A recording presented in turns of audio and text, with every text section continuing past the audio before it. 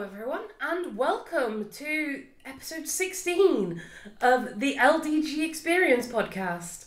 How are you guys today? I am fantastic. I have had food. I am good. I've been learning new technologies. Oh, what have you been learning? How to stream on multiple platforms at the same time. Oh, good. You can teach me when I start mine. Yeah, well, I'll get my wizard to come and do it as well. Yes. I had a friend, he was like, I can set this up. And I was like, oh, cool. So we did it. And I'm just like, cool, thank you for your wizarding skills, Mr. Computer Man. And I have no idea how it works. I just know what button to push. You just push the button, yes. Everything go good. Yes.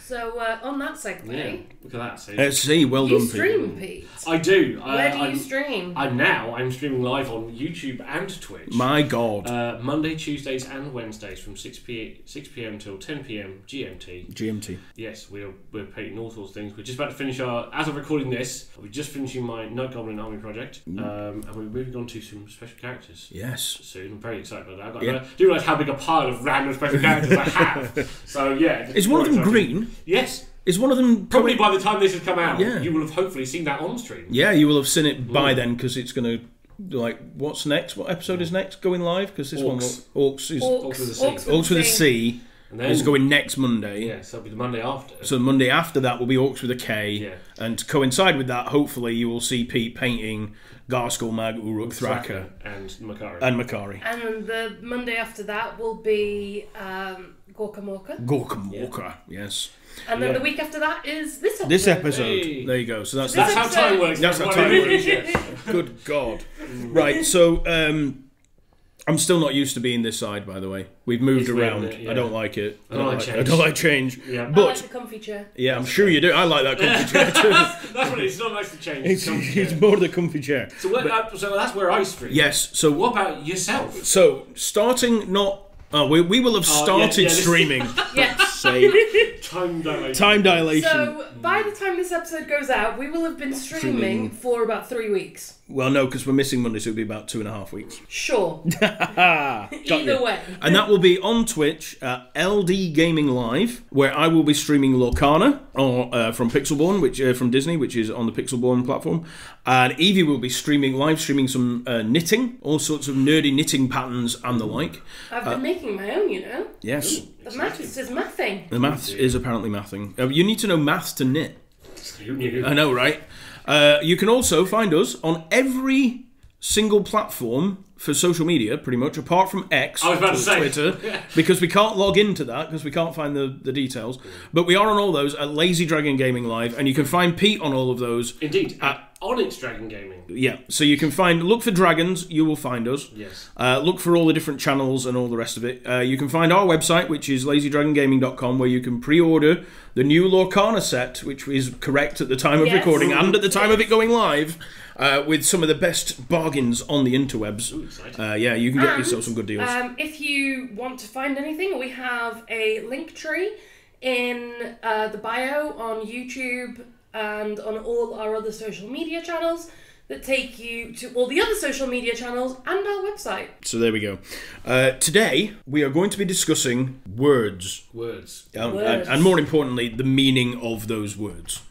So what I'm going to do is I'm going to throw random words at Pete, and Pete, with a little bit of help, is going to tell the dear listener... So it's all word association. You're not going to say to it, and I'm not going to be like, random word. Yeah, random word. It's not word association. It's basically explaining to people who are new what things mean. Because it occurred to me while recording the last show that we said a bunch of words, and if you're new to 40k, and even if you're not, some of the words we use, you're like, what is one of them? Yeah. So, we're going to clarify it this week, and we're going to go through some of them. If I miss any, and there's something you want explained in sort of more detail, or just briefly to give you a clue as what's going on, then put it in the comments of wherever you find this video, and we will see that comment, and... we will get back to you. Before we carry on, though, hello to all of you, listeners, rather, around the world. Because and at home. And don't forget you either. You know, because we are, in fact, global. We are. And we're very happy with that. So, the first thing, Pete, that we'll start with is the Imperium of Man. It's a bit self-explanatory, but... What are you like it literally on what is the Imperium of Man? So, the Imperium is the empire of human worlds across the known galaxy. Yep. Centered on Sol, which is the posh name for the solar system, used pretty much universally now in science fiction, and I think pretty much in science. Like, yes. if we were to develop spaceflight, we would describe this system as Sol, based on the planet Terra, which again, High Gothic or Latin for Earth. And yeah, that's what the Imperium is. It's all the worlds of man that are under the jurisdiction of Terra. Yes. Or Mars. Or Mars, depending. Yes. So the next one, which clarifies on from that, yes, which is Immaterium. Immaterium. Yeah, so what is the Immaterium? The Immaterium, otherwise known as the Empyrean, or the Warp, yes, is a dimension. The best way to think of it is almost a dimension under reality. So it's the reality behind reality. It doesn't obey the laws of physics or in any way other than what is currently. So it is effectively a sea of emotions. So all sentient life creates emotions. Every time you think something, be it happy, sad, good, bad, whatever, the warp, you create a slight disturbance in this dimension, the warp.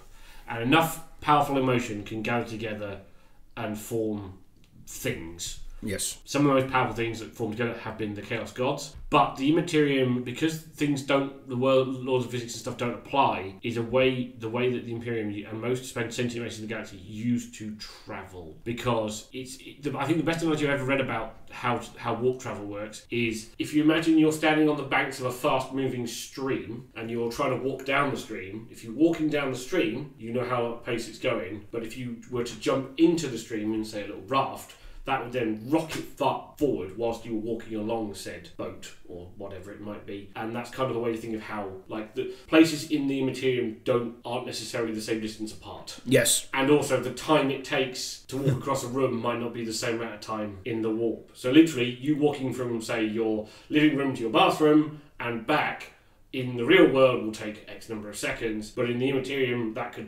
you could arrive yesterday, 3 months in the future.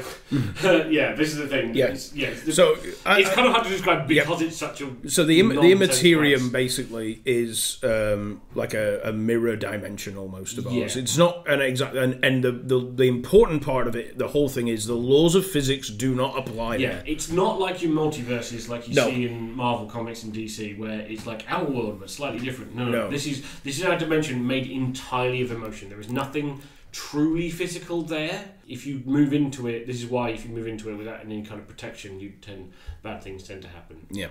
For anyone that's read The Wheel of Time, think Tel'aran'rhiod. Okay. The World of Dreams. The World of Dreams, yes. That's very fitting. Now, in order to travel through the Immaterium, the warp, ships require a certain thing. Yes. They require, Pete, a Geller field. Yes. What is a Geller field, So, Pete? a Geller field is a force field of... The best way to describe it is it's a force field made of solid reality. Yes. So, kind of projects a field of solid reality because things from the warp can't just cross over to the real world. They need a conduit of some description or the warp or a tear in reality to get there.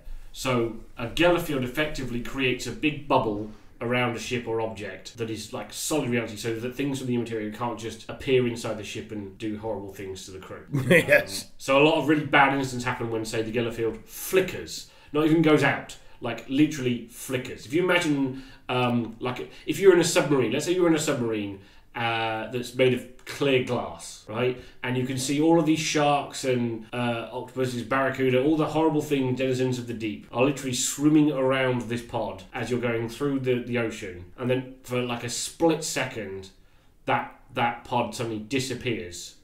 And those sharks and octopuses, all those creatures will suddenly just dive in and attack you. That's kind of what the Geller field does, is it keeps the barrier between the denizens of the warp and people on board whatever transport vessel you are using. Yeah. Essentially, it's a bubble of reality around the ship. Like it's a hard reality. Hard reality. Yeah. It's so real.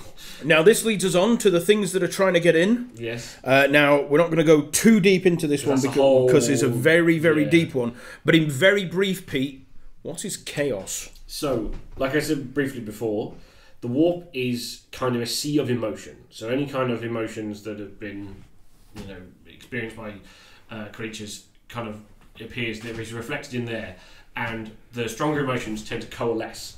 So chaos as a sort of entity is divided up into what we know mostly as the 4 major powers of Khorne, Tzeentch, Slaanesh, and Nurgle. Khorne was the first and most powerful for a long time because he was like anger and violence and rage is quite a simple emotion. I think even a lot of animals and things can get enraged and things, so you can see where that comes from. And as species develop, more complicated thoughts and emotions Can come confirm, along. have seen enraged ferrets. Yes. There we go. Yeah. So they don't really grant Khorne an awful lot of power. no, but it's a little bit. But it's a little bit, and it's probably enough. And I wouldn't want to see. This is a bit like for those people who are DC fans, if people know the Red Lantern Corps of Rage and Dex Star, yes. who is the Earth representative to the Red Lantern Corps. He's literally just a cat. Yes. Whose human was murdered brutally. And he got very angry about that, and that made the Red Lantern Corps choose him to become a Red Lantern. So the core things are very similar to that. But yeah, the chaos itself is just the dark reflection of all emotions. So if you're angry about something for any kind of good reason, it would twist that and make you want to like let's say someone cuts you up in traffic, and you're angry for a reason, right? Yeah. They've been a twat or whatever, but Khorne would take that and be like, you should kill that person. Let's say you find somebody's wallet on the pavement and you keep it, and then you realise it's got a bank card in it that you can just use for tapping and drinks, and you go, ooh, the Chaos Gods would make you want to use that. And just go, well, why not? I can. That's kind of a Slaanesh thing. It's like excess. I can do what I want. I can have as much as I want. Yeah. A bottomless buffet. You're there going, well, I probably shouldn't eat 3 cheesecakes, but I'm going to eat like 20. Again, that's Slaanesh going, you can have everything. And then roll around in it. Yes, they're like all of these things. Yeah, they're all dark, twisted reflections of emotions taken to the nth degree. And we are going to come back to do an episode, I think, probably on each individual chaos. Yes, because there's lots of like their realm. Because obviously, there's the other thing about the Imperium and the Warp is that certain sort of vague places coalesce. So, like each of the Chaos Gods have their own realms. Which we'll talk about more in the episodes. They are fascinating. Yes. Well, that brings us quite sort of a good one. This one from the Warp, etc., onto Psyker. Yes. What is a Psyker, Pete? So a Psyker is somebody who has psychic powers. Seems like a very redundant way of explaining that, but no. So you think you're I'm trying to think of various versions. Jedi, telepathy, telekinesis, pyrokinesis, which is flinging fire. Any of those sort of like anything that would be described as magic in a in a fantasy setting would be a psychic power, and you would be described as a psyker. Yeah. They are both some of the most necessary tools for the Imperium to use, and also some of the most dangerous beings in existence, because because using psychic powers bends reality, it can also weaken reality, and therefore psychers are unprotected psychers are the biggest threat to the real world that we have, because chaos can use them as a sort of hole or corridor to the real world, flooding them. Yes, they can possess them really easily. And just use them just purely as a conduit to the real world. Yeah. So the other thing that Psychers do is they also pilot the ships through the warp. They navigate them. They navigate There's them. a specific class rather than pilot them. Psychers called navigators who live in great houses. They have a third eye in the middle of their foreheads, which if you look at as a human being, if any sentient being looks at that eye uncovered, that's not another navigator, will send them insane. Ah. And a lot of time will kill you. Stone dead. Good. That's why they cover the most. But that third eye is usually uncovered and used as a way for them to see pathways through the warp. Ah, yes. The other major type of psyker that is used are astrotelepaths. Or astropaths, as they're known in 40k. They can send psychic messages over interstellar distances. Yes. But it's not as simple as saying, "Can you tell my mum I left the gas on?" And they're like, "Tell this guy I left the gas on." No, it's much more esoteric than that. They send these messages through what they call dream signifiers, and it's much more esoteric. Yeah. Like there's a whole lot of translation of like implied intent and stuff like that behind images, and you can basically sort of send vague images and emotions and things. On the other end, they kind of translate them and like, oh, we should go over here and do this thing. Oh, he said the mum left the gas on. Oh shit, you left the gas on. Yeah, a symbol of a house on fire, and an elderly concerned parent, and the concern of a parent. They're trained for a long time in order to sort of decipher what and they use the same sort of signals. It's a bit like Morse code, if Morse code was in pictures. Yeah, and also astropaths undergo something as well called the soul bonding. In order to make sure they don't end up as conduits for the warp, because they're used all the time. They are taken to Terra and brought before the Emperor, and they undergo a ritual called the Soul Bonding Ritual, which 99.9995% of the time burns out their eyeballs. Yes. So almost all astropaths are blind to some degree. Some of them still have their eyeballs. A lot of them literally lose their eyes. They are burnt out by the soul fire of the Emperor through them. But this kind of but the ritual effectively almost shackles them and seals their soul so that they can't then be devoured by gribbly things. It's incredibly difficult to do so. Okay, so now the flip side of Psyker. Yes. Yes, Pariah or blank. Yes. So the Imperium has a rating scale for the power of Psykers. Alpha level Psykers are like the most. Alpha plus is like the most potent level Psykers. What would be an Omega level mutant in Marvel? Type thing. Yeah, kind of. Yeah. They're like really dangerous. Usually, they tend to be classed as criminals and tracked down. They're like this would be like a FBI 10 most wanted list. There's an Alpha Psyker loose in this area. The Inquisition would be like, right, let's find them and kill them or lock them up. But psychic ability goes below 0. So the average human being is ever so slightly psychic. This means that your soul generates a slight presence in the warp. If you think of the warp as a dark room, every soul is like a tiny little flame in that darkness, and every psyker is a correspondingly bigger flame. So like an Alpha Plus psyker would be like Coleman's lamp or something. Yeah. But like I said, psychic ability doesn't stop at 0. There are anti-psykers who are known as pariahs, the soulless or blanks. These people literally have no soul. Insert random ginger joke here. Yep. So in the way that you know what a psyker is because of the way they can do funky psychic abilities, the thing with blanks is, imagine you know somebody, that, they might work in your office or whatever like that, and you just don't want to be around them. There's nothing necessarily wrong. They're not an asshole. There's nothing necessarily wrong with them. But every time you're in a room with them, you just like... You just get the ick. Yeah, you can't put a finger on it. You're just like, I don't want to be around this person, right? Like, I can't stand being around this person. And it's nothing they do or say necessarily, but it feels like everything they do say is like nails on a chalkboard, all that. That would be a blank, right? That is the effect they have on regular people. And this effect can get magnified more and more and more and more. So like really, really, really powerful blanks are actually invisible to people. Like they're so like negative that people can't even perceive them. Which releases some actually quite funny things. There's a whole cadre of warriors called the Sisters of Silence who are exclusively blank. The anathema Psychana. Yeah. They do not like being called the Sisters of Silence. I've read that book. Yes. But their nominal head during the heresy was called a woman called Janisha Kroll. And she used to go to the big war council meetings with like Rogel Dawn and Constantine Valder, all these massive figures, and whenever she wanted someone to understand, like she's sort of like doing a sign. They call it thought mark. Thought mark, yes. They have like a sign language thing that works. And yeah, when people didn't know, you had to literally knock on the table really loudly to be like, and everyone was like, "Oh shit, you're still in the room." Like that's how bad it was. So yeah. But however, the reason why they're called anathema psychana is because the psychers cannot be in the same room as these people, because they literally actively hurt them. And you can take that to an extensive degree, like the Adeptus Assassinorum do with their Collectus Assassins, who are their specific psychic hunters. They weaponise the anti-psycherness of blanks to go after psychic enemies. Which we will come back to shortly. Yes.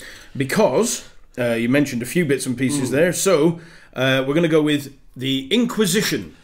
This is not... the Spanish Inquisition. No. Please don't make that joke. I fucking hate it. So old. It is... Also, everyone knew the Spanish Inquisition was coming. Yes. Yeah. Nobody knows this Inquisition is coming. I reference them quite a bit. So, who are the Inquisition? Their full title is His Most Holy Orders of the Inquisition. They are kind of what we might call like sort of black badge type... secret police-esque thing? Yeah, but they're almost more so. They're kind of... Yeah. They're literally people who wield...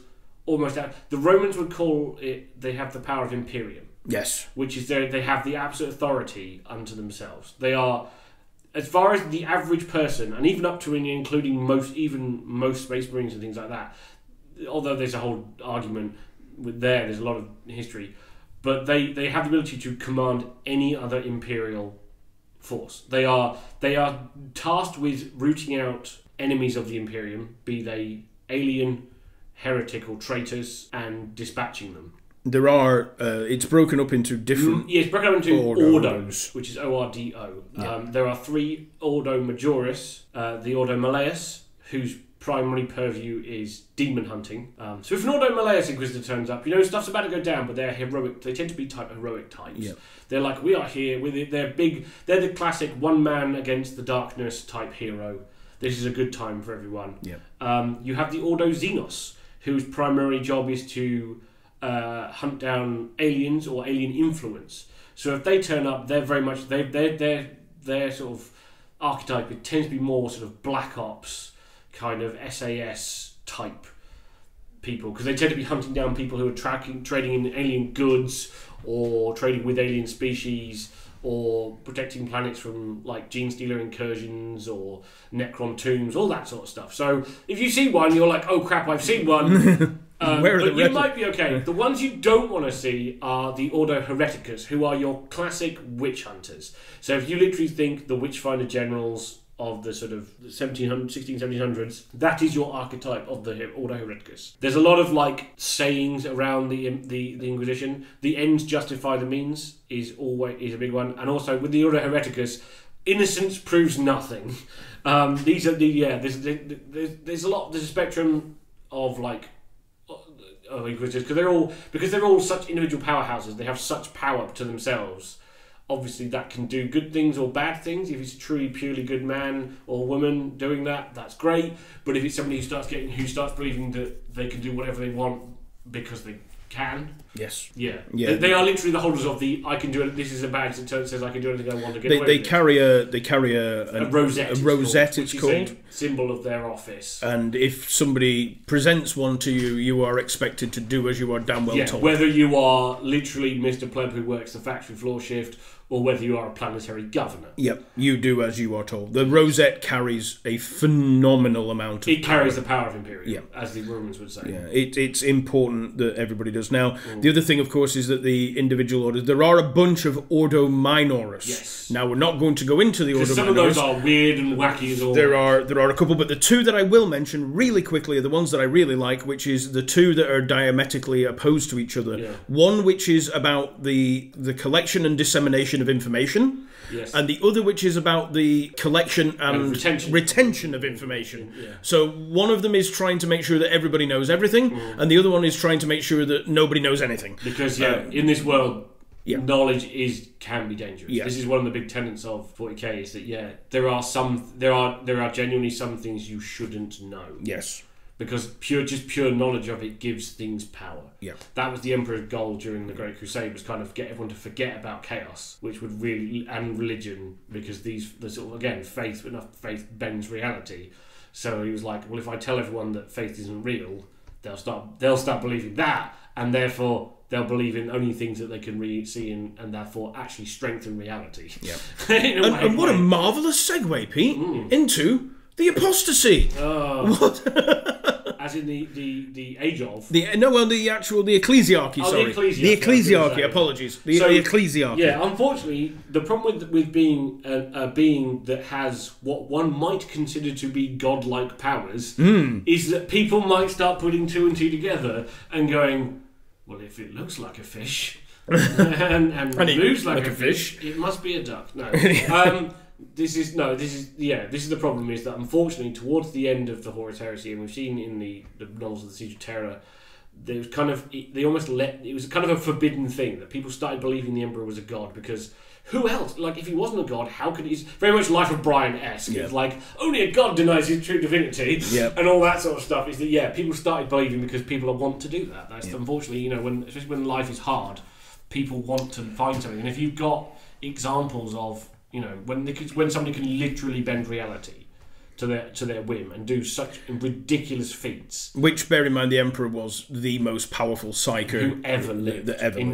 So that's the whole thing. Yeah. So you imagine seeing somebody like that. It's like he would make Jesus look like a sideshow carny. Yeah. And that's the thing, is that, like, if someone, like, if you can imagine when Jesus turned up, everyone was like, oh my god, and we started a religion that's now 2,000 years later. Can you imagine what that would be like, magnified like 1,000-fold? Or more, because the Emperor is... Exactly. Like, and also, he's also immortal and all these things. So Yeah. he's seen everything and done everything. Yeah. So, yeah, the ecclesiarchy is the name, is basically the organisation that runs the imperial creed, which is teaching everybody that the Emperor is a god. yes. And they will, a lot like Christian missionaries, will take local belief and fold it, because they don't really care how you worship the Emperor. All they care is that you do. Yeah. So if there's like a really backwards planet who believes that the Emperor actually lives in the sun, and he's looking down over them and controlling all of humanity, the ecclesiarchy is totally fine with that, because they're like, well, you still worship the Emperor. That's cool. Doesn't matter that it's the Emperor in the water, in the sun, in the sky, so long as it's the Emperor doing those things. Yeah, as long as you specifically say it's the Emperor that guides humanity. Then we're all good. And you understand that he is A, a god, and B, that he is the master of mankind. Yes. That leads us on, next up to... Tell the dear listener what it would be if you were to grant somebody the Emperor's Peace, Pete. Yes. The Emperor's Peace is a euphemism for a mercy killing. Yes, a euthanasia. Yes. The Emperor's... It's usually attributed a lot to the Imperial Guard, and specifically to the Commissariat. Yes. Who, if you know any kind of real-world history about commissars, they were part of the Soviet... I think they're most famous for being part of the Soviet armies during World War II and beyond. They are political officers, or were political officers in Russia, whose job it was to make sure everyone was being a good communist. Yes. Obviously, in the Imperium, they're making sure everyone's still following the word of the Emperor and not breaking any regulations. But they have the power of summary execution. So, like, for example, we talk about psychers. There are sanctioned psychers around of varying degrees. If one looks like he might be going off the ropes, off the deep end a little bit, then the local nearest commissar will usually grant him the Emperor's Peace. Yes. And shoot him in the head for the safety. And it sounds horrific, but it is, with the psychers especially, it is very, very good. Sometimes a very good thing that they do that. It's much better to not take the chance than have an enormous demon rip through into reality and carve a way through an entire city, town, planet, whatever. Yep.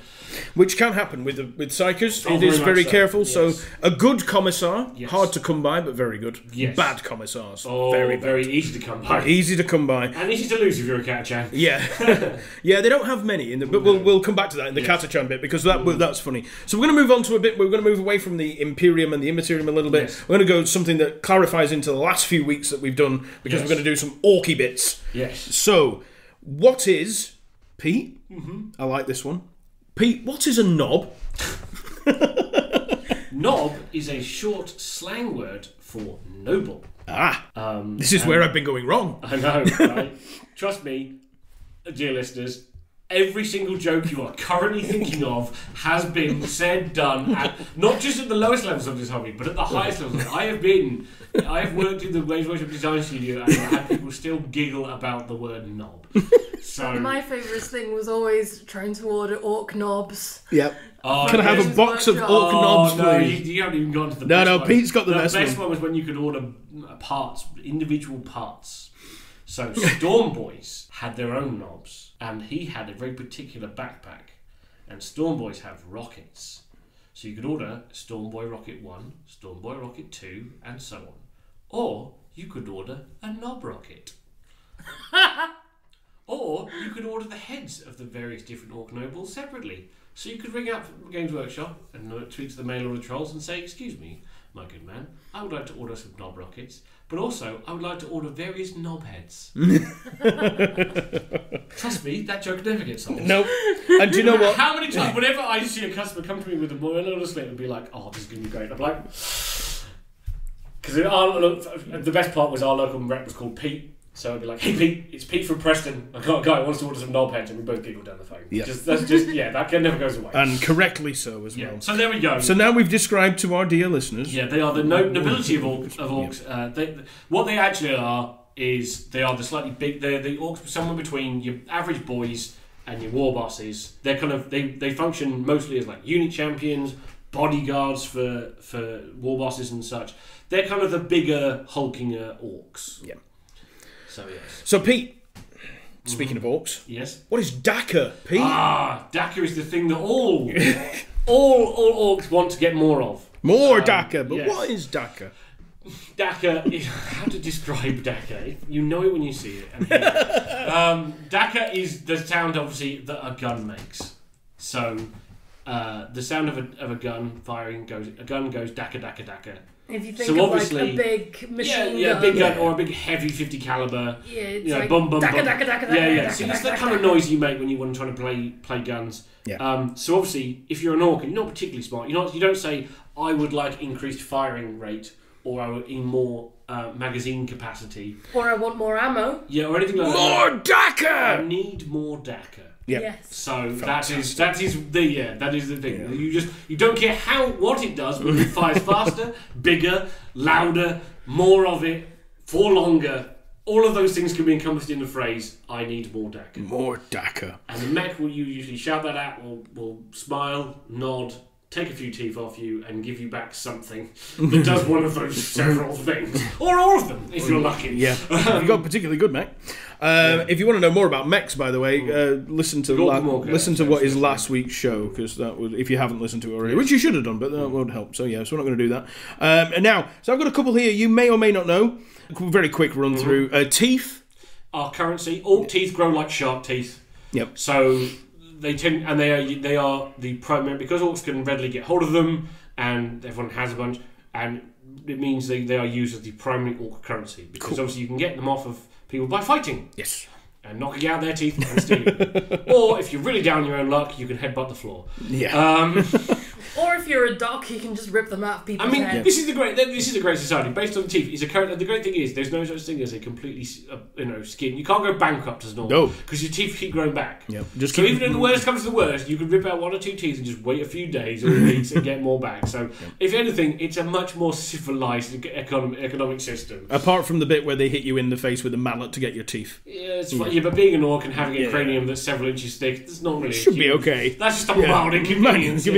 And if they do knock you, much less worse than a bank loan. Let's be honest. Well, actually, less painful to be fair. Less painful than a bank loan. So, do you know what a youth is, Pete? Yes, a youth is a young orc. Yeah. They're called youths. Youths. Yeah. A bit like how we refer to youths these days. Think about those. Yeah. But instead, the orc tend, rather than, although this is one of my favourite little tidbits, is that a lot of youths tend, as we know, the young like to rebel against the normal social order. So a lot of youths end up joining the Storm Boys because what they want to run away and wear the same clothes as everyone and wake up at the same time and do the same planned activities in a regimented order. So marching up and down. Yeah, this is literally this is orc young youth rebellion. It's usually their youths rebel by organising themselves, and eventually they'll grow out of it and go back to their chaotic ways. But yeah, that's what you're saying. Is it's just a phase? It is usually just a phase. Yes. Do you know what the word? Do you know what Zog means, Pete? It means.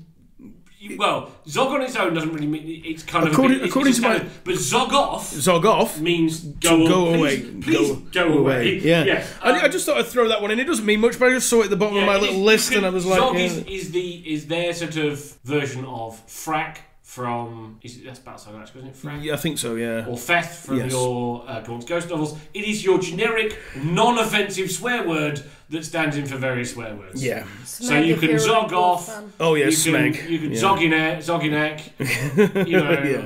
You can use it as an interchangeable. Yeah, it's quite a good one. So.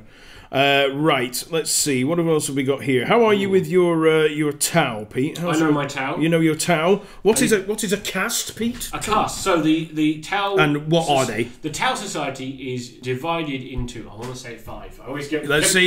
Here we go. Right. So we have the Earth Cast, the Fire Cast, the Water Cast, the Air Cast, and the Ethereal Cast. Putting the Ethereals aside for one side, the 4 casts make up Tau Society. The Water Cast are diplomats, envoys, traders. They take things a bit to the edge degree, so they're very bit slippery. Like you've got to be careful to count your fingers after dealing with the Water Cast member. At least that's what people from the outside of the Empire will say.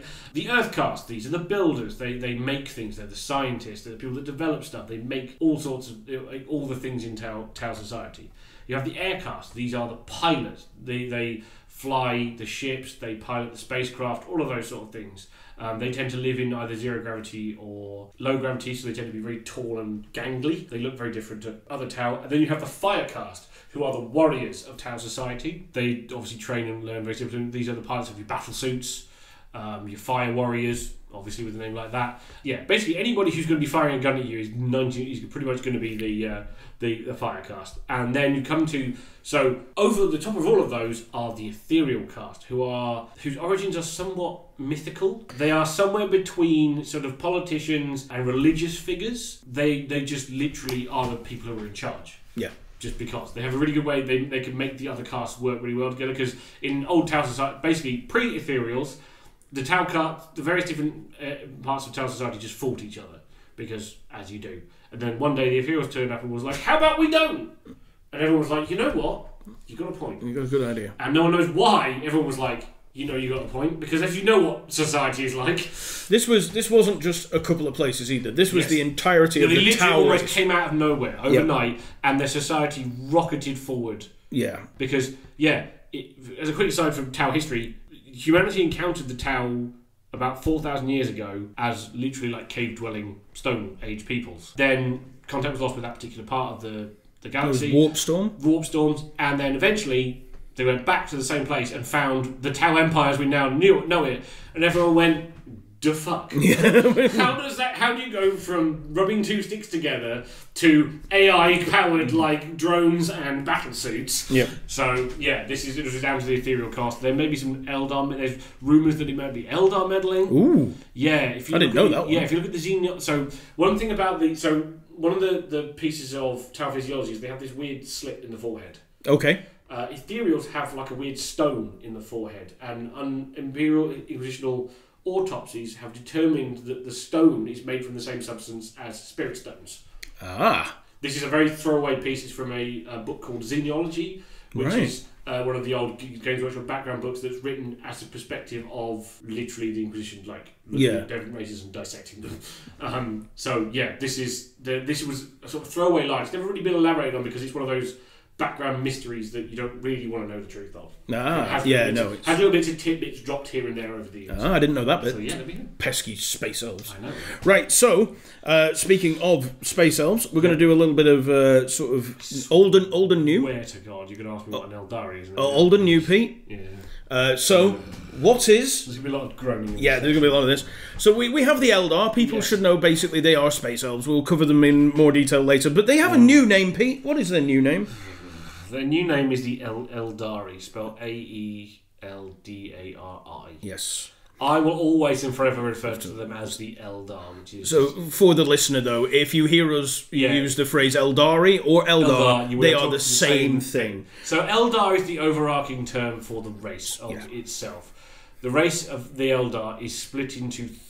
four now, but four primary factions. I will include the fourth faction. Yeah. The most popular one that everyone will know of is the Eldar that live on the craft worlds. Actually, I should remember there's another faction. So the Eldar that mostly live on the craft worlds are, I believe, they refer to themselves as the Siriani. Oh, now we're getting there. Yes, I think so. I think that's how, because they follow the teachings of Azuman and things like that. Then you have their dark cousins who live in the city of Komorra, which is buried in the Webway, which we'll come to in a minute. Yep, we will. However, the Dark Eldar, Pete, what is their new name? They're now called the Drukhari. So if ever you hear us reference Drukhari, Dark Eldar, same thing. Anyway, carry on. I know how much... for the Biryani to the Biryani. Oh, I quite fancy the Biryani. But anyway, so the third major faction that exists in the game is the Harlequins. They are drawn from all stratas of Eldar society, and they are pretty much literally what they said. They're Harlequins. They're roving dancers. They are the storytellers of the Eldar race. They're also the messengers between the various factions, because they are kind of neutral. They're also guardians of another important place inside the Webway, which we'll explain when we talk about the Webway. Yes, we'll get to that in a moment. But the Harlequins, they're incredibly powerful. Now, Harlequins, Pete. Yeah, they're the Harlequins. What are they called now, Pete? What are the Harlequins called? I don't even know what they're called. Do you know what they're called now? What are they called now? The Harlequins. They haven't fucking changed. It's the only one. Oh, thank God. I was really worried then that they were going to be the big army. And I was like, oh no. I have quite a funny, did that on purpose. funny one about the Harlequins. Yes. Because when I first met Tom, he had a shop. Yes. Called Harlequins. Indeed. And I didn't really know anything about 40k. Well, that's a lie. I knew nothing about 40k. She's come a long way, Pete. So I saw these boxes on the shelf that said Harlequin on them. Yeah. And I went, oh, that's really cool. Tom's convinced them to make an army based on his shop. I know, right?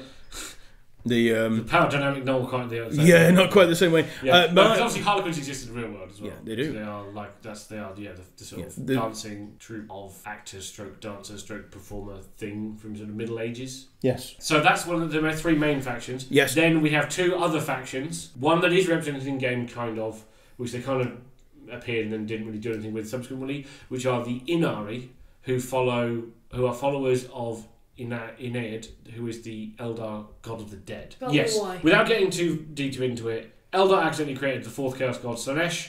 All their souls are eventually bound to end up being eaten by Slanesh unless they get caught in a soul stone or various other reasons. Various other things like different factions use to keep themselves safe. But there's prophecy that when enough Eldar had died and their soul stones were trapped, that the Eldar god of the dead, Inaid, would be powerful enough then to take on and destroy Slanesh. And she's kind of woken up early. Yeah. Is the sort of short answer. Yeah, the short version of it, because it is something we'll cover later. Yeah. But they are made up of the tend to be made of the other three factions. Well, the other two. They mostly come from Dark Eldar and Eldar. An Eldar. But the final faction that we haven't seen in game, and one day I'm really hoping we will, because it's one of the final sort of known factions in 40k that we've never seen, is the Exodites. So these guys still live on planets. So the Craftworld Eldar, Craftworlds are giant spaceships. Like literally giant spaceships, the size of small continents. Think like 3 Atlantises stuck together. Yeah. And more probably from Stargate. Yeah, think of it like that, but not bolted together, flying through the cosmos. Yeah, whereas the Exodites they seem on the outside to be a bit primitive by comparison to their kin, but they do have access to quite nasty technology as well. In the lore, the only thing we kind of really know about them so much is that they, rather than having they have a world spirit where their souls go when they die. They join the world spirit, and they run around on dinosaurs a lot. Yeah, at least they tend to live on a thing called a maiden world, which is basically an Eldar breeding world. Well, essentially, they were just really nice planets. They were like going to be part of the Eldar Empire, and when the craft world sort of packed up and buggered off, they were like, "We're leaving these, and we'll be back one day, so don't bloody touch them." Yeah, and then those dastardly other races came along and sometimes colonised them, and that's not a good idea. Yeah, they are tend to get a bit pissed about this, and that's where you tend to find Exodites on Maiden World. Yes. But we'll cover all of that in the Eldar section of in the future. So many episodes. One word I will, and you forget about it. So there's 2 words we missed. One from the Tau and one from the Eldar that I will quickly replace. Go on. Pop up a lot. For the Tau, the word you hear a lot is Gwela. Gwela. Gwela basically means human. Okay. So it's like their sort of slang term for humans. They talk about so if you ever see if you ever read any story or anything where it's written from a Tau perspective and they're talking about humans, they'll talk about the Gwela worlds or the Gwela Imperium or whatever. And a similar word from the Eldar is the Monkey, spelled MON_KEIGH, but pronounced very similar to monkey, because that's how they refer to us. Yes. We are the Monkai. The monkey. Yeah. Right, so you mentioned something there, Pete. Yes. You mentioned the Webway. Yes. What a great segue that was. That was almost like I planned that. Segue, not unlike the Webway itself. Yes. So the Webway is the originally it was the Old Ones who were one of the first sentient race in the galaxy, who are the precursor to the Eldar. And so on, and most of the sentient races in the galaxy, they built, in order to avoid the warp and to be able to travel around the galaxy, they built a network of tunnels, which are kind of in the warp, but also kind of not. So if you imagine like a sort of, in a physical sense, there is a massive tunnel network of varying sizes running throughout the galaxy, also in the Imperium. So there are various sort of exits in the galaxy, and then there are the tubes, etc., run throughout It's like a giant metro system. Yes, but think of it more like an ant farm. Because these tunnels can literally vary in size to, like, 2 or 3 people can walk down them, to I can sail an entire planet through them. Yeah. So... Gamora, for example. Yeah, so for example, like, the way the craft worlds tend to skip around the galaxy is they can go through the webway, certain webway portals. So they can get from point A to point B, but obviously they can't. But also, you can have a webway portal on a planet. Or on the back of a craft world, for example, because a lot of them have their own webway portals, and some of the various shrines and places on them have portals, and within the webway exist certain, like, places. There have been various cities and stuff like that in there over the millennia. One of the most notable was it started off as a notorious port city. So think of sort of Kingston, Jamaica, mid sort of 16th century. Think of the Tortuga, obviously, from Pirates of the Caribbean, things like that. That's kind of how it started. Macau, any of these sort of, not, I don't want to say lawless, but kind of like extra jurisdictional places where kind of anything goes. And Komorra was the most notorious of this. It's where a lot of the really depraved Eldar went to do all their stuff. And when the fall of the Eldar happened and Celeste was created, Komorra kind of got locked off and became the capital, the city of the Dark Eldar. It's a weird realm. It's like all things that are based in warp technology. It's really hard to kind of define. There are various areas, there are sub-realms attached to it that may not necessarily be next to each other physically, but you can literally walk across the street to. It's a very weird place, but it is where it's all the home of the Dark Eldar. The second one, which I believe is technically a craft world located within the webway, as in a craft world is a ship, which were originally the trading ships, I remember now. Originally were the trading ships of the Eldar Empire, but one of them is located deep in a very secret part of the webway and is guarded by Harlequins. It's their most important treasure, and it is known as the Black Library. Which I was just about to come on to. There we go. Yeah, you see. So, what is a Black Library, Pete? The Black Library is... It's a library that's in the dark all the time. No. The Black Library is a repository for knowledge and books and any kind of data storage type devices. They could be magical crystals that you can touch and learn things from. They could be physical books. They could be paintings. It could be anything. It could be people. Well, it is people sometimes. Rather than people, it's just beings. Yes. So there might be like the last of a race. Yes, for example, things like that, could be there. So it's literally the greatest repository of knowledge in all of existence. Yes. Various beings have tried to access it over the millennium, and one of the most famous, one of the people who's been desperately trying to get there more than anybody else in the lore is the former chief librarian of the Thousand Suns himself, Azek Araman. It's pretty much his entire... His whole What are we going to do tonight, Pinky? Same thing we do every night, Brain. Try to break into the Black Library. Now, he has got there a total of 3 times. He's got near the door. Yeah, he's got to it, yes, or almost there. But never inside. 3 times. And all 3 times, the Harlequins and Chegarak, who is the god of the Harlequins, Laughing God, have...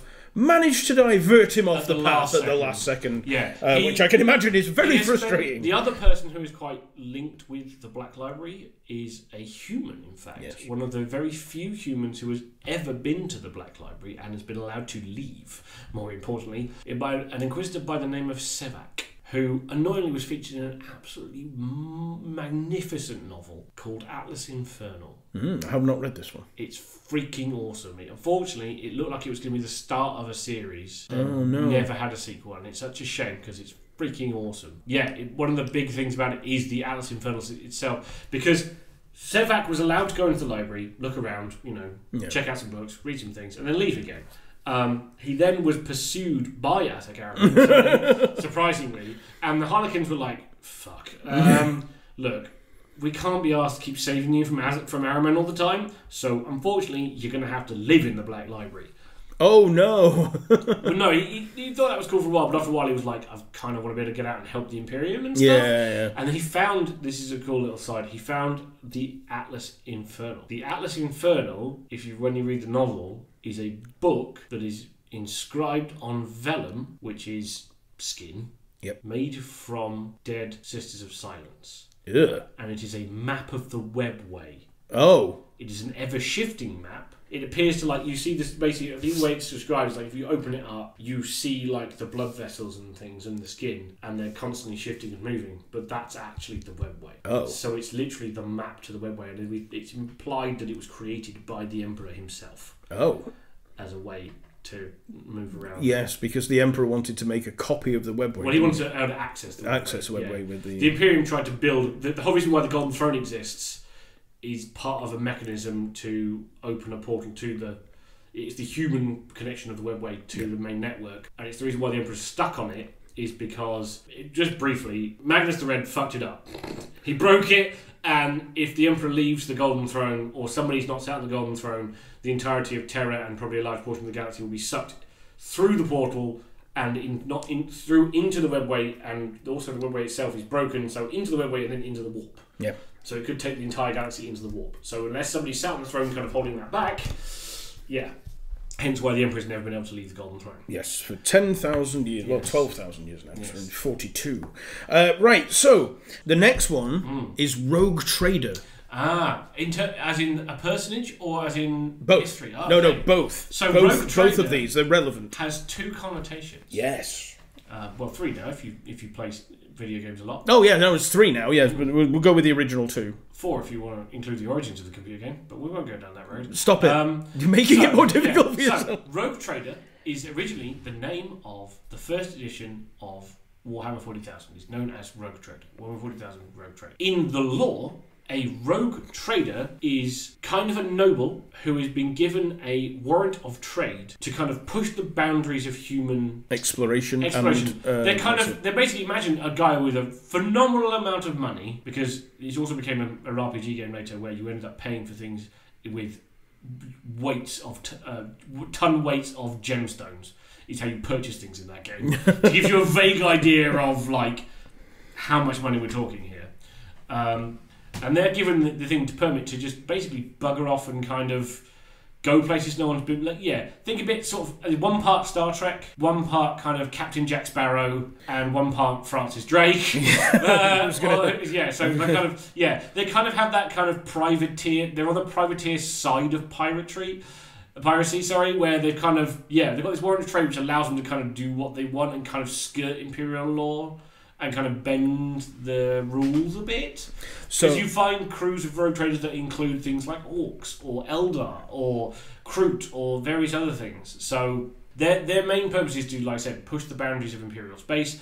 There are certain sectors of the Imperium that we know today that have literally were founded by rogue trader dynasties, because they tend to be a family dynasty. They will pass the warrant of trade down throughout the generations. But they literally, some of them will be like, hey, there's a cluster of worlds out here that's relatively easy to get to. We should set up a new sector, which we'll call it this land. And it is now ours, and we will trade from it and strip all its natural resources. We have a flag, and more importantly, we have this big stencil of an Aquila that we will plant upon the planet. Now, I have a question about the warrants of trade, yes, which is what they are called. Mm-hmm. Now, some of the old families have theirs signed by the Emperor himself. Yes, and how do you sign a document of such importance? With blood. You sign it because the Emperor doesn't have a name. So no, you can't just write De Emperor. De Emperor. In fact, everyone will be like, wait a minute, this is an orc forgery. But no. So it's very relevant because there's one of the cool Horus Heresy novels called Nemesis, I believe. Part of the story centers around a rogue trader family who have a very old warrant of trade that had been signed and sealed by the Emperor himself, and therefore had a drop of his blood on it.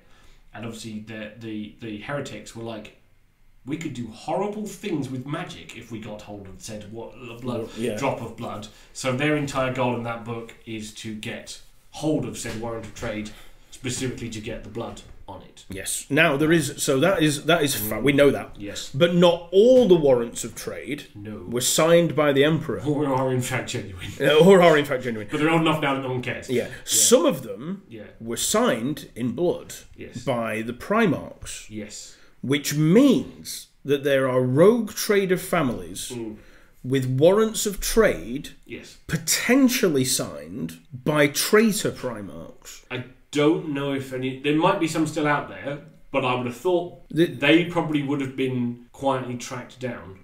Yeah. Just on the off chance. Do you know, There might still be them out there because obviously they could be way out there. Yeah, exactly. But the point being is that if anybody of any kind of Imperial or Inquisitional knowledge... that's signed by Perturabo. Yeah, that would be a bit like if you could just quietly come into this room. But the other thing is, the other cool thing about the Primarch ones is that they usually means they have ties to the relevant chapter as well. Yes. And they can usually, this is the thing about rogue traders, is some of them can, in fact, they could be like, you know what, I'm going to this really dangerous area. Do you think you could send someone with me? Yep. And I think if any of you have played the game Rogue Trader, it's now available. One of the characters you can have is a spaceball. Right. I don't know if that's how he comes as part of your crew, or whether you just come across him. That would be cool. But the point being is, you could, like, some families could be like, look, we have enough clout, we've done some stuff, whether they were signed with the Primarch or they've done some cool stuff for the chapter in the past, yeah. You know, they might have like been there when a squad or a thing was being bombarded. They might have saved them, or provided them assistance when they needed it. Especially chapters like the Space Wolves, Blood Angels, or Salamanders. They would. And if you were to be like, you know, hey, you know, you guys owe us a favour. Can you come with us to have a look at? You know, they'd be like, could you spare a dude or two? Because that's the other thing that I can imagine. To be honest, one of the chapters I can imagine who probably does a lot of dealing with rogue traders is surprising. You think to be surprisingly would be the Dark Angels. Yes. Because who better to find out shady information than from the dark corners of the Imperium and beyond? Yeah. That maybe they have seen other Space Marines possibly travelling in black armour, wearing robes. Yeah. No, I can imagine the Relictors. Yeah. The Relictors do an awful lot with rogue traders. That's what I mean. There's probably a lot of shadowy chapters that like and the Blood Ravens. Their sort of extra-judicial kind of, you know, that kind of out in the shadows area to help them discovering. We found this like little talisman-y thing, and it's glowing oddly. No, don't worry about it. We'll take that from you. Yeah, don't worry. Just the glory of the Imperium. Glory of the Imperium. Yeah. Here's a diamond the size of a small battleship. There you go. Bugger off and leave this with us. So that's the thing. Rogue traders are pretty cool because they live rogue on the traders fringes are really cool. And that brings us now to the ultimate and the end of the thing, which is to say, why do they call it 40k, Pete? Well, the name of the game is Warhammer 40,000 because it is set in the 41st millennium of our world. In fact, it is our world. It's supposed to be our world, but many tens of thousands of years. Well, we are in millennia. Technically, we're in millennia 2, which is weird, and I'm not going to diatribe about why that's wrong. It is wrong. Because technically we should be in like M12, I think. M12, I think, yeah. Because if we talk about like human history, we are like M12-ish. Yes. But anyway, that's a digression. But for some bizarre reason, we still use the Common Era. We use the Common Era, so we are technically in M2. So you see a lot in the Law Heritage novels. You tend to see a lot of like misattributed quotes and stuff. Yes. From ancient Terran philosophers. Like the ancient Terran philosopher Shakespeare. Ooh. Or the ancient Magos Goldulac. Yes. Circa M2. You'll see it as a thing. You'll be a quote from like Hamlet or something. Yeah. It'll be like, the prophet Shakespeare circa M2. Yeah. To give you a context. Yeah. As we're set in the 41st millennium, rather than calling it Warhammer 40,000 all the time, people obviously... 1,000, for those people who know your... Like you know your computers, you have kilobytes, megabytes, gigabytes, etc. And the killer prefix is usually used to denote 1,000. Yes. So to shorten 40,000, 40k just means 40,000.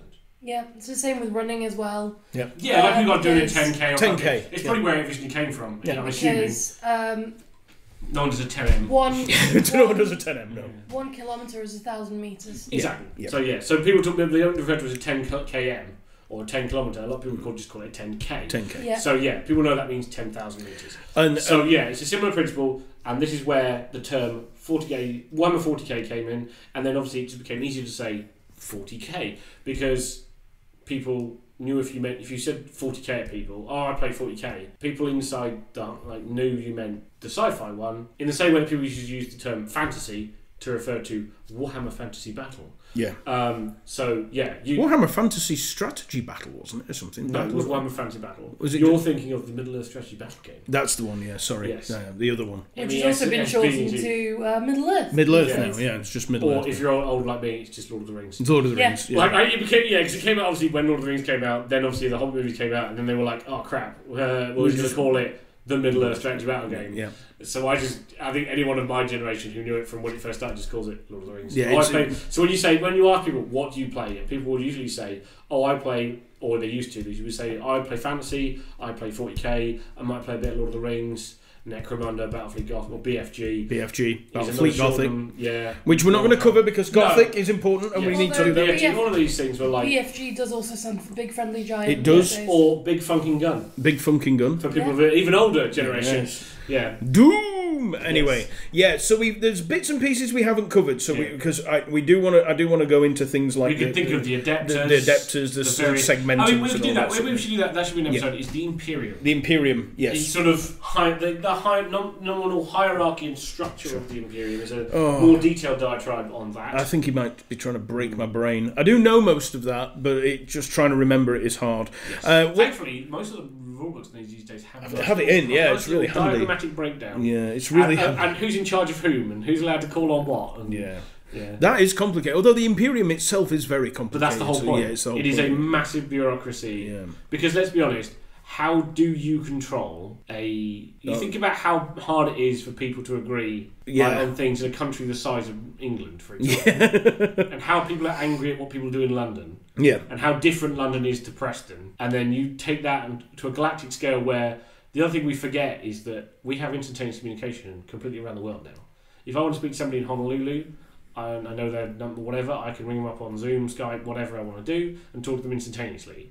Imagine if it took 6 months to send a message from one side of the world to the other, and then it took 6 months... then it would take 2 years for that message to reach the top of the pile of incoming messages. Yeah. A further 2 years for somebody to actually read it and point it to the relevant person, and then send a response. And then tell me how you run a government like that. Yeah. It's 5 years to get a response to have you processed that paperwork yet? Yeah, can you imagine if you were like, hi, I still haven't received my order yet? Yeah. Which is one of the basically a lot of the things. Yeah, like I ordered it at a Space Marine Task Force 200 years ago. We're kind of worrying why it hasn't come in. Is there any chance somebody's going to get back to us? So that's like I said, that's an interesting detail. Interesting one. But parents would have a field day. So we've said many times, Pete, that we are going to get back to subjects that we mention in passing as we go along. And we've mentioned this one today, and we've mentioned it in the past. So I think it's about time we covered chaos. Yes. And chaos specifically in the 42nd millennium. The Warhammer 40k. In 40k.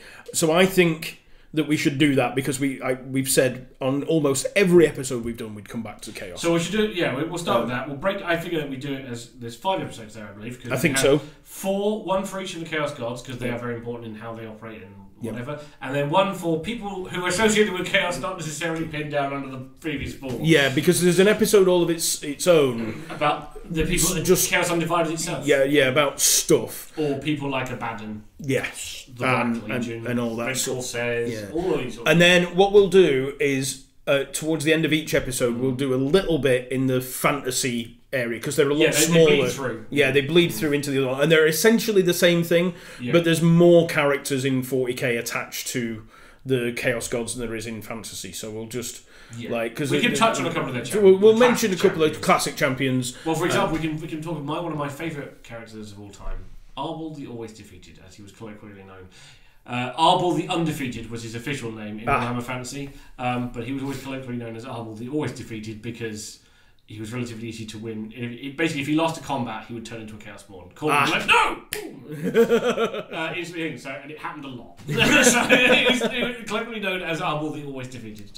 But no, he was always... So we're gonna fall to chaos, Pete. Yes. So, starting with your... if you can get inquisitorial approval to listen to the next 4 episodes, please do. It is important. If the Inquisition is listening, what's chaos? Nobody knows. No one knows. But and then after them ones, I think it would be good if we then did the Inquisition. Yes. Because that would make the most sense. Indeed. We can talk about the Ordos. Yes. Again, another personal favourite. Yeah. The War in the Shadows. Indeed. So, that is the next 6 episodes. 6 episodes at least. Which will take us up to episode 21, which means that we either have to take a break for episode 20 to do our second Q&A session. Well, I was going to say we'll take a break because if we do 5 or 4 episodes. We can do 4 episodes or 3 episodes. However it is, Yep. stop, do the 20, do our questions and answers, Yes. and then come back and finish off our Yeah, so if you do have any questions for us for the 20th episode, leave them in the comments of anywhere there. You can message them us on social media. You can ask Pete on his live stream, any of that sort of stuff. Make sure you cram us full of the weirdest questions you can think of that are all to do with Warhammer. Yes. Not anything else. Yeah. If a train leaves terror.